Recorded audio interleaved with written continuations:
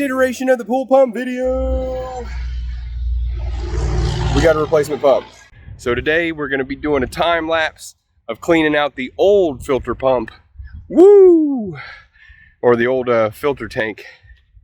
So that's gonna be a heck of a lot of work, but you'll get to see the whole process.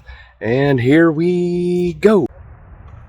Look at this weed mat, or this root mat. Completely grown up. As you can see, we're starting to get our spring growth coming in. We've got this false spring going on, and this is a big container, you know, and it is heavy. It is gonna be a ton of work. Before we let it dry out, this insane root growth. But it was filtering the heck out of the water, so it was doing its job. But I just wanted to show you what kind of mess we were dealing with before we go into this hyperlapse.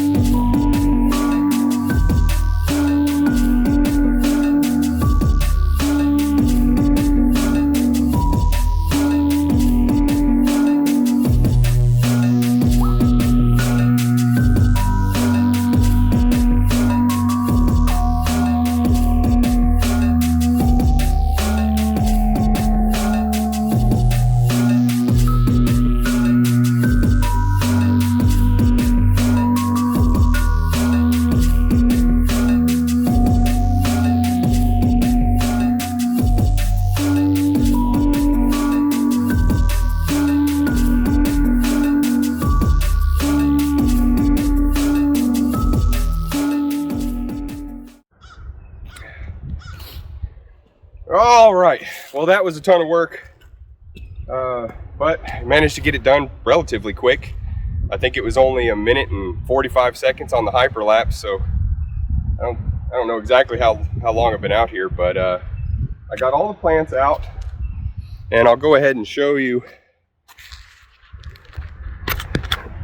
I'll show you what the inside looks like. These are just some plants I wanted to hold off on the side because I don't want to get rid of them all. But all of this stuff will propagate back really quickly. I mean, one of these reeds will turn into a whole pot in no time. This is what we're left with. There's the lava rock on the bottom. That was really just for holding good bacteria for filter purposes. So I'm gonna wash this out, and I'll show you the next step on what we're doing. We're actually gonna be combining this one and that one.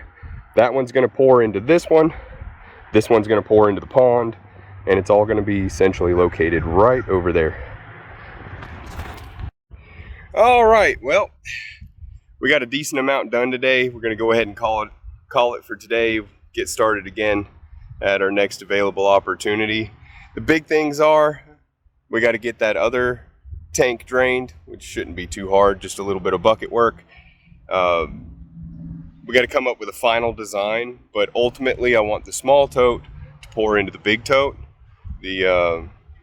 Probably do some mechanical filtration on the small one into kind of a holding tank slash biofiltration on the big one. So we'll have a lot of beneficial bacteria in there. Just this to clean up. Once that dries off, I mean, honestly, I probably ought to wash it off now. If I had half a lick of sense, that's probably what I'd do. but I'm probably going to pack it up anyway and pressure wash it when it's harder to get off, you know, as you do. We still have some of the European water clover in here. It's starting to come back. It all dies off in the winter. And as you can see, there's a pretty strong wind and a heck of a lot of pollen in the air. I mean, look at that. That's, ugh, bleh. No wonder my allergies are kicking my butt so bad. You can probably hear it in my voice, but I have been, and that's because Georgia and its pine trees. So anyway, I'm gonna leave it there.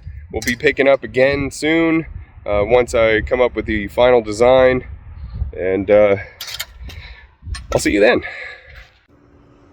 All right, day 2 of the filter remodel. I've got the big tank pulled over, got the smaller tank moved out of the way. We're going to be doing a shoddy leveling process today to try and get the back end lifted up, get it as level as possible. After that, then it's just going to be a process of figuring out how I want to raise up the platform to support the secondary tote. The secondary tote is 75 gallons, which is a hell of a lot of weight. So it's going to have to be pretty strong, whatever platform we use to support it. But once I get it all roughed out, the plan is to go ahead and hook up the pump and let it start dry running for aeration for the pond. And then later kind of work on either stuccoing it. I've thought about using pavers to kind of build up on the sides. A couple different ideas floating around, but for right now we're just roughing it out. So I'm going to put it back on a hyperlapse.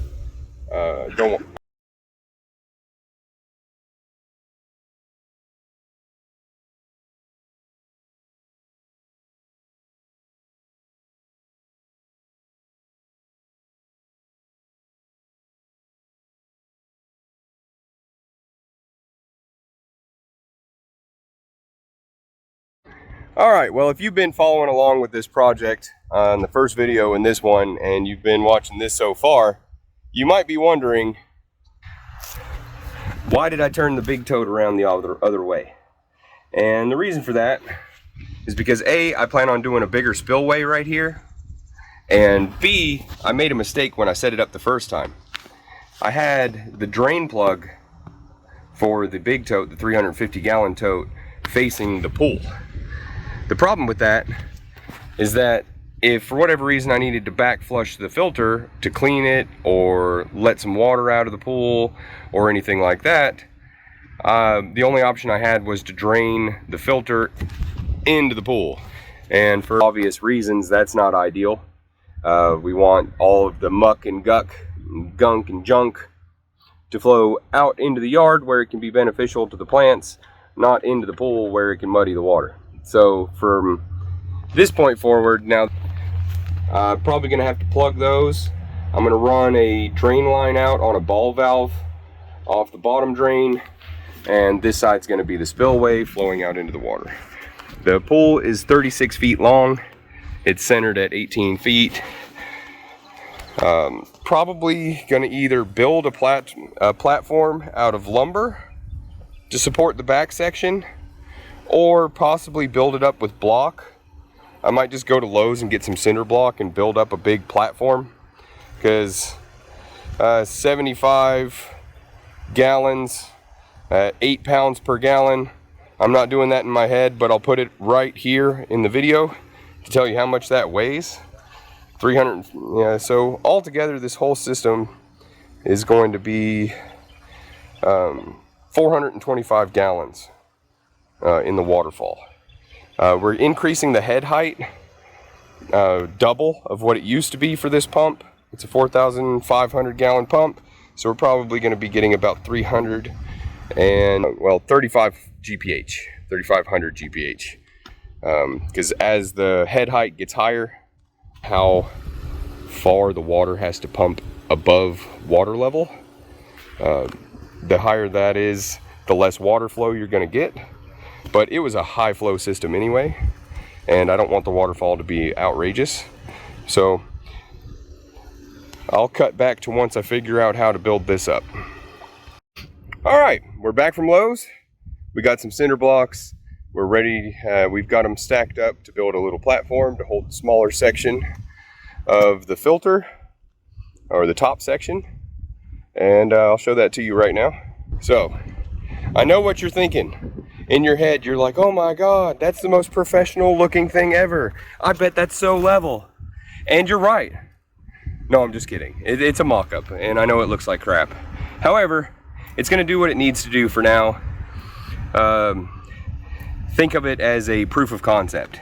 It's slightly tilted towards the bigger tank because we want to make sure that if it does overflow, it overflows that direction and not that direction. So we're going to go ahead and set this smaller section up, hook up the pump, and see how it looks. And we'll come back to the video on that. It's going to be a spillway. This is going to be where the water pours out of the 350 gallon tank. We just got to cut it. There's going to be 1-inch tabs that'll go on the inside of the tank for silicone and self-tapping screws. And the water's going to come out just like this.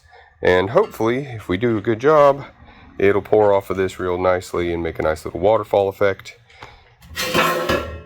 I'll show you when it's done. It's just going to be angle grinder work from here, cutting out these lines, cutting off all the excess material, and then putting some tabs on it. Oh, spillway! Alright, it's got the tabs on the back. This is going to connect to the Tupperware. Yeah, we're going to silicone the crap out of it. The water's going to spill off here. All in all, it turned out okay. I'm no metal fabricator, but it'll do. Put that in there. Put that in there.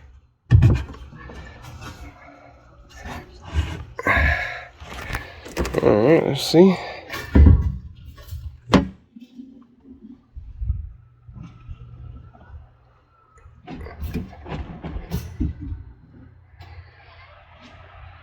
Good enough? Alright. And pour out the end there. Looking good, looking good. It's not the prettiest thing in the world, but it's stout. It'll hold it.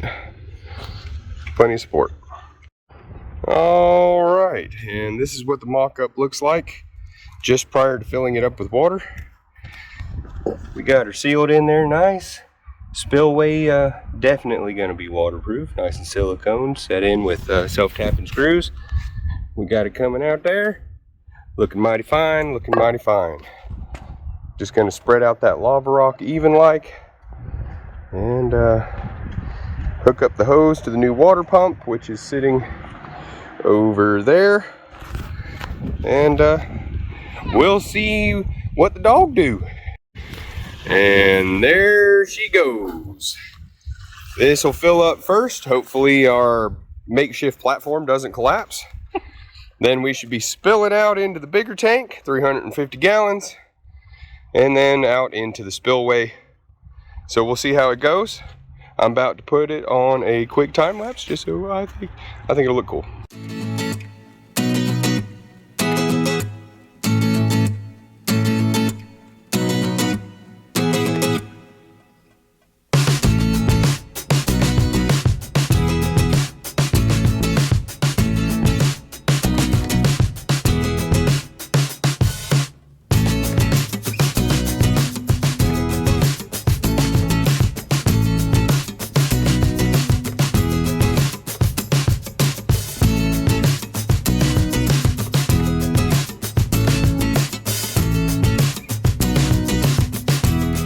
Alright, and the mock-up is here. It is working. So proof of concept, done. Everything's functioning as intended. We've got the pump coming up out of here, straight to the back there. It flows down into the bottom of that tank, which kind of functions like sort of like a settle tank. It's got too much flow for that, but then we put a 90 here so that we wouldn't lose too much water to overspray.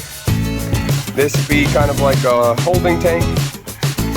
The spillway's working great.